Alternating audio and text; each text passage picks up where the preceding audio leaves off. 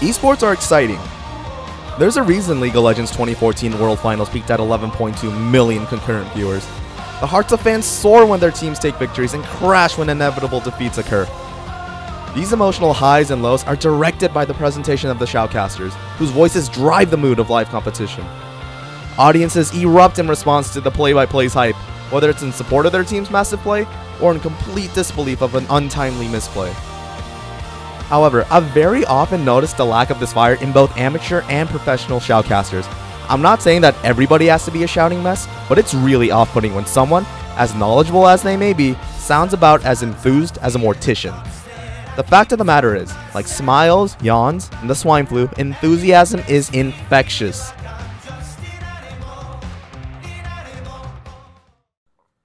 My name is Joshua Piscator Lee. I'm a League of Legends shoutcaster. In order to become the best shoutcaster I can be, I'm breaking down the performance of live commentary to its basic components and seeking expert help to polish each part. My ultimate goal is to cast professional competitions, and with that said, I am eager to start my journey. This is my road to Shoutcaster.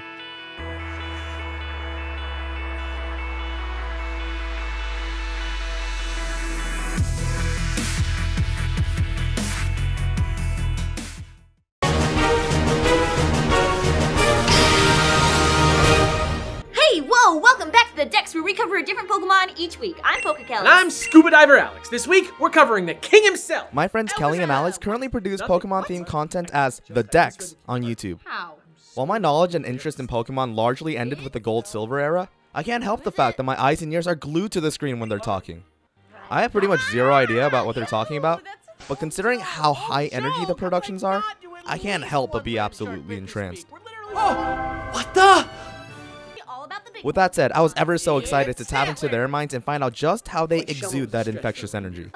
Like, why? And possibly get some insight on why enthusiasm is so important in captivating an audience. Alright, just hit me with another fact to calm me down. Yeah. Are we starting right now? We can start whenever! Alright, alright. That's what editing is for. Great. I'm probably going to leave that in there. Great.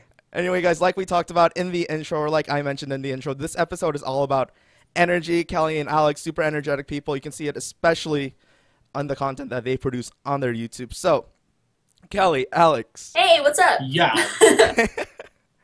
So I know a lot of times when I'm watching like League of Legends broadcasts, like tournaments, things like that, I notice some people, they don't really show a lot of energy. Everybody kind of seems like really sometimes a little too laid back, or a little too, they sound like they haven't gotten a lot of sleep. It's like, oh, okay, this player's going to do this. It sounds really, really cool. So like you two being people who deliver really, really energetic performances, what exactly is energy, and like why is it so important to have? I think the audience likes to see, the audience is like very like hesitant to like open up to somebody that they're watching, I think. And I think that energy works to sort of like kind of like quickly connect you to somebody, because when you're acting energetic, you're acting in a way that's not the same way that you like people act at all, like in real life. Yeah. And you're kind of like, you know, making the emotions that people want to latch onto really big, so that it's easy for them to just follow you and do, you know, like come get on your level with you. You know what I mean? Yeah, a big thing about energy and the mood of someone is that a mood is super, super contagious. So if somebody's shoutcasting and they're really low energy, then you watching are automatically not going to be as excited as if somebody high energy was providing all of that commentary. Because when someone is like that, you can totally match them, and then it creates a more fulfilling experience for the person that's watching as well as the people that are shoutcasting, because they're having more fun. You know, that makes a lot of sense, and I think that's something a lot of people really forget to take in mind. The fact that it's not so much the shoutcaster telling you how to feel, it's more like we're watching together. Yeah. This guy on like a massive screen to a massive audience sounds bored, then you're going to be like, hey, you know what? This guy's bored. Like, why should I get excited? Like, maybe it's not the right thing to get excited. But then again, I feel like you guys doing improv as well. Kelly and I doing improv together in high school. We talk a lot about how energy doesn't always have to, we go way back, pretty much best friends. We talk a lot about how a lot of people misinterpret energy as that kind of like, everybody thinks, oh, energy, that means we scream all the time, we jump up and down. Every scene has to be us throwing things everywhere, but like that's not true, is it? No, I would say it's more of a state of like hyper awareness of your emotions, because like, you know, like acting, like, you know, when you talk to an acting coach, or you talk to, you know, somebody who's going to teach you how to like give a speech, or, you know, some kind of like, you know, public speaking class or whatever, like the thing that people are looking for isn't somebody who's indicating, right? Like, you know, when you're acting mad, you're not like, I'm mad. Yeah, Like, that's so, I'm mad. Like, you're mad, and like somebody can tell that you're mad just by looking at you. And so, you know, when you're being energetic, it has to be honest, because if it's not honest, like, you know, the audience doesn't trust it. It's the same reason that, you know, you can't make like crappy jokes and get away with them the same way that a funny joke is funny. You know what I mean? Right.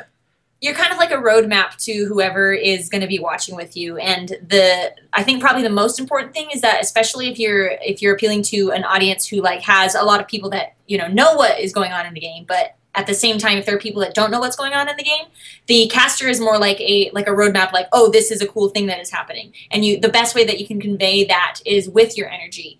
A lot of the times people are hesitant to like geek out on something until they like know what is cool and what is not cool about that specific thing. And a shoutcaster can like kind of lead you into that mentality. Yeah, let you know it's okay to be excited. Let you know it's okay to like care about that cool thing you just saw, and like rattle off 5 things about it that you know about that are like, well, that was so cool because he totally didn't even know he had to predict this. Like, you really want to feel like somebody else cares about the thing that you care about. Right.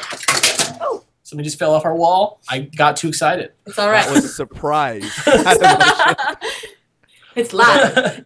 Well, like, it's a good point that you guys bring up the topic about honesty, because I feel like a lot of people, like you said, are hesitant to connect with people when they don't feel like they're being honest, not just on like a broadcast, any kind of a digital programming or anything, just like when you interact with people too, you know, because, you know, we all interact with people once in a while when they act like, especially in like formal settings, when people act like it's like way too transparent how they're trying to act like energetic, like, it's so nice to meet you. Like, right, exactly.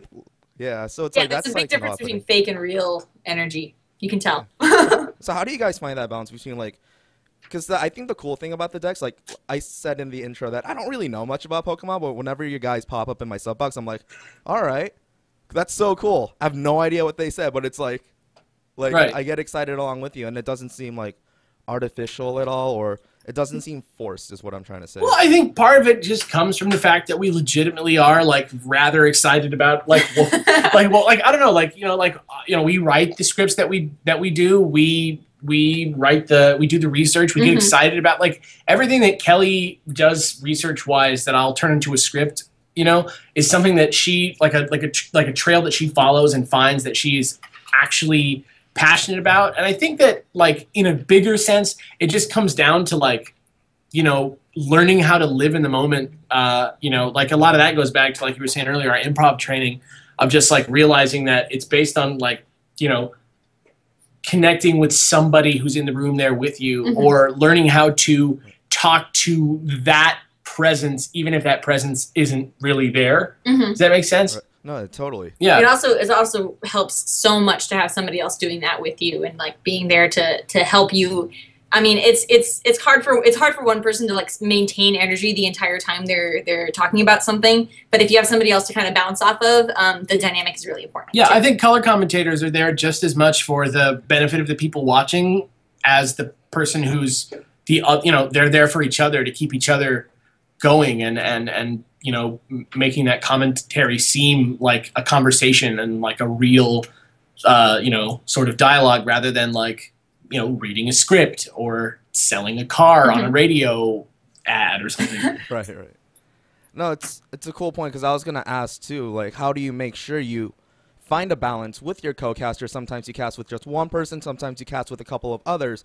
Obviously, sometimes it doesn't work out when like everybody's screaming at the same time. But then again, like you guys have said, it's more about like that connection, more about that honesty, like being genuine to your audience. So, I mean, is there some sort of like fine line between like, all right, this guy is really, really hyped, therefore I have to bring it down, or if is it one of those things where it's like, you know what, we're both genuinely excited about this, let's just all freak out all the time? Yeah, I don't think there's an upwards limit if all the enthusiasm is legitimate. You know what I mean? Right. But on the other hand, I think that anytime that you get up in front of somebody for any other reason that's like not just like that I live here and I'm talking to whoever is near me, like I think that it's a performance, you know, and as much as, you know, we're people who are getting excited and talking about this, that we are, you know, professionals. And I think that at some point, you know, we as, you know, performers or, you know, whatever, hosts or whatever, however you want to call it, it's our responsibility to like learn about like ourselves and learn about how we appear to people, like being very conscious of the things that people like about us and things people don't like about us, and how to, you know, sort of use those things to our advantage. Do you know what I mean? Like, it's the same thing, like if you're a stand-up comedian, like, and learning how to like be up there by yourself on the stage with a microphone is really all about learning like what the audience feels when they look at you. And I think that being conscious of that is like very, very important to like keeping a high energy without feeling like, oh my God, this guy's just like a crazy person who's going off the rails. Sure. Yeah, high energy never has to be crazy. It just has to be clear, enthusiastic, and like easy to follow, and non-threatening. Really, Yeah, right? exactly. No, it makes a lot of sense because I know we've all seen like performances in any sort of setting where we're just like, yo, homie, you really got to bring it back like 17 levels, because I know this is exciting. I don't even know if this is exciting to you anymore. Like, how much more exciting can you be about this like 12-piece China set? But no, it's a good point. Like, and that's something I haven't really thought about in terms of shoutcasting, because I feel like a lot of times when you're doing a live broadcast like that, it's harder to get a feel for. Then again, when you're in a live setting like LCS, like Riot does for their League Champion series, I guess it does make sense because you have that live audience around you. If you notice that they're like getting really into the plays, or if you notice that they're just kind of like, oh, like golf claps everywhere. Yeah, you ride that wave. It's like that you like, you know, it's not just learning it about you as a person. It's also about learning how to recognize it in real time. You know, if there's a room full of people who think you're an asshole, like it's not like a good idea to like, you know, turn it up some more. Like, you know, that'll get them. You know, that's not. You just got to learn how to make those decisions and make those calls with experience. You know.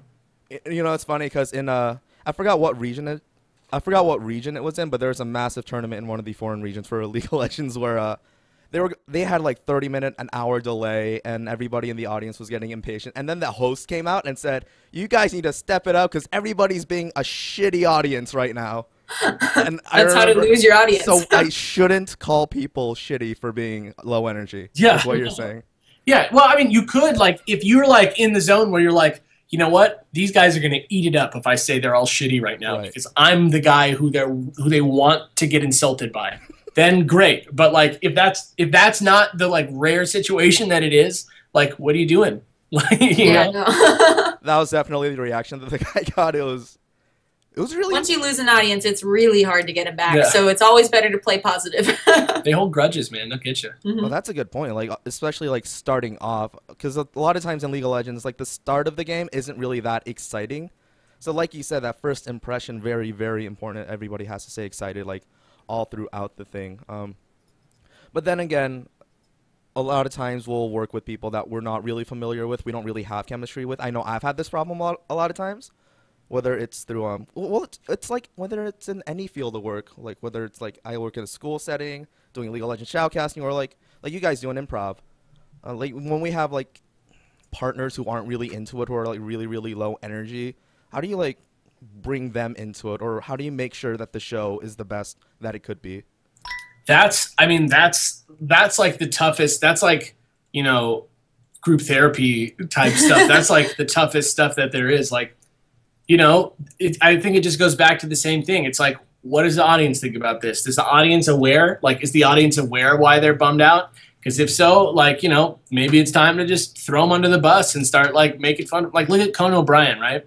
Conan O'Brien had that great bit for years and years and years with Max Weinberg on drum set where he'd be like, "Isn't that right, Max?" And they'd cut to him and he'd just be like. And it's started because, like, he noticed that dude was always just being, like, totally stone-faced over there, being bummed out or whatever. And then, not bummed out, but just, like, you know, you're not a performer in that sense. So you kind of, like, check out and glaze over when somebody doesn't talk to you for a while.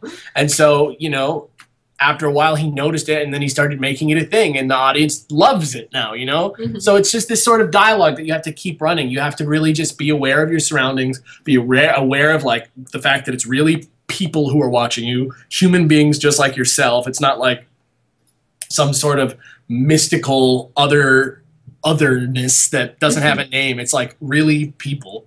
And so it's this situation where you just gotta like talk to them like you would like one person, you know. It works the same way. It's like a very simplified human being's mind, but it's like, you know, 100 people or 20,000 people or whatever. Yeah. By that token, though, if you do have time to like talk to them before you're about to like start your, you know, like start whatever you're doing, it always helps to be like, listen, is there anything that you really want to touch on, or is there anything that like that you're really good at like picking up on? Because, you know, like, you know, people are interested in different aspects of the games, and so it's always a good idea to let the person take something that they're really interested in.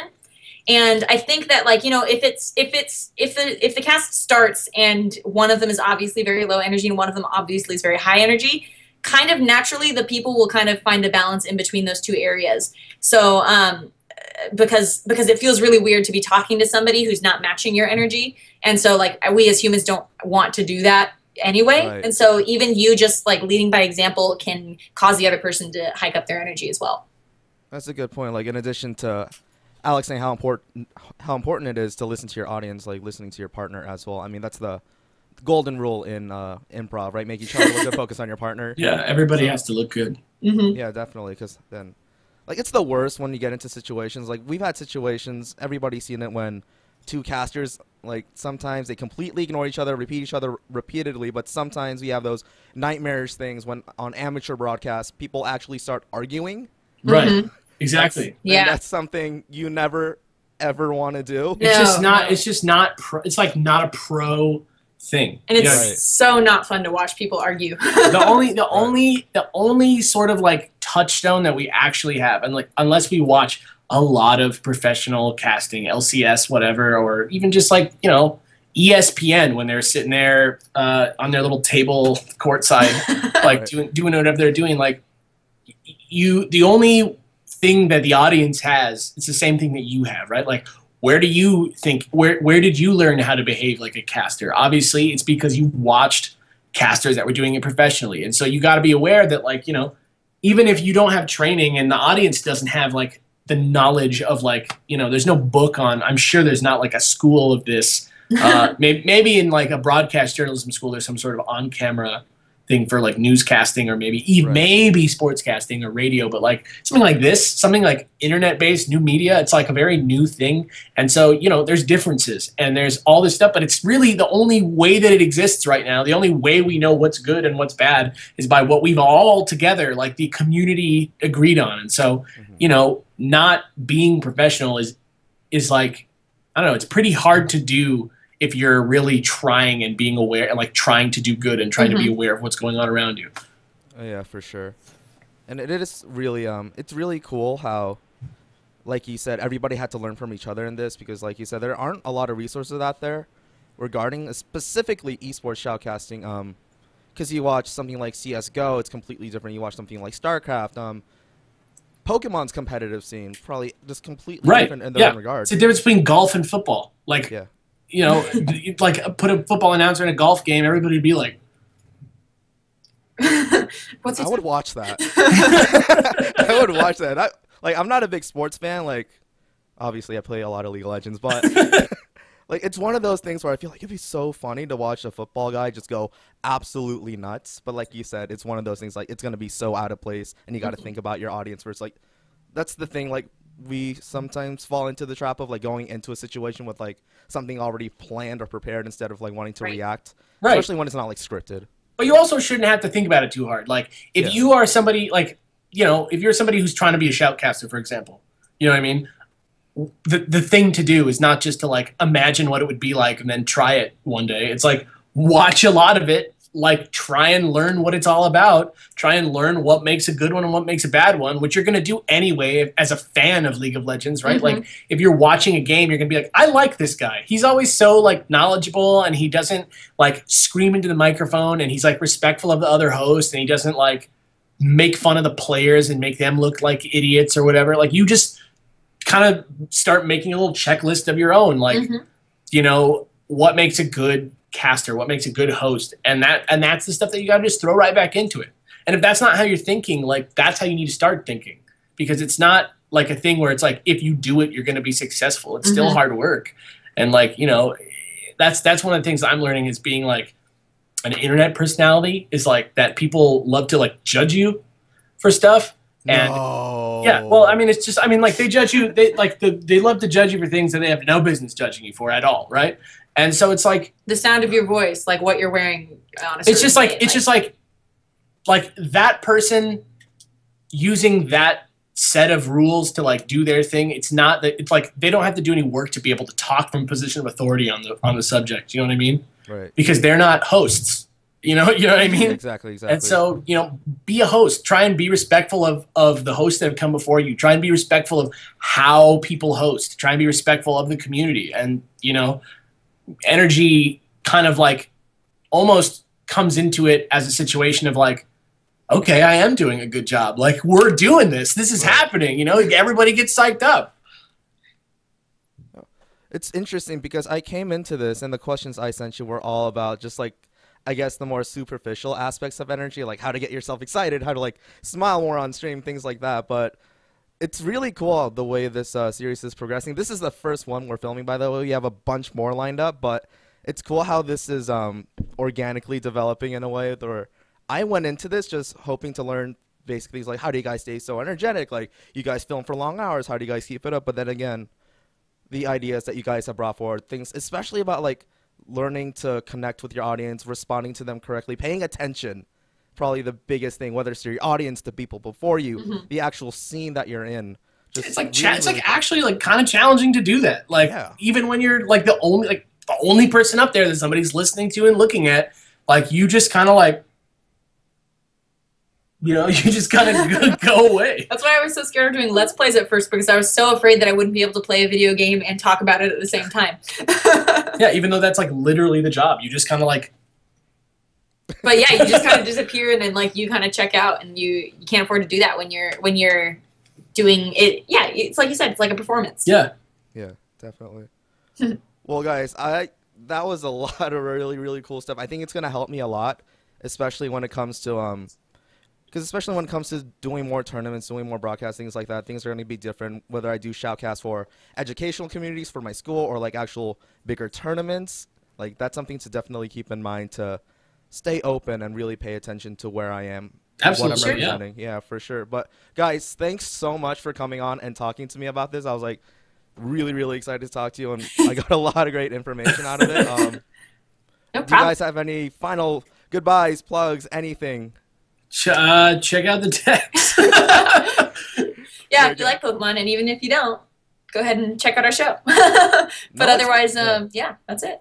No, yeah, their channel's fun, especially, like, even if you don't watch Pokemon, everybody grew up with Pokemon, like, everybody around our age. Yeah. So especially whenever I see, like, in my sub box, like, a Pokemon that I, like, grew up with, like, pretty much like Gen 1, Gen 2, I'm like, oh, I had no idea about these things. And plus, you can hear Kelly make all, like, the Pokemon cry sounds. They're pretty intense. For example. But, yeah, that's always really funny. I have my friend Gengar here with you.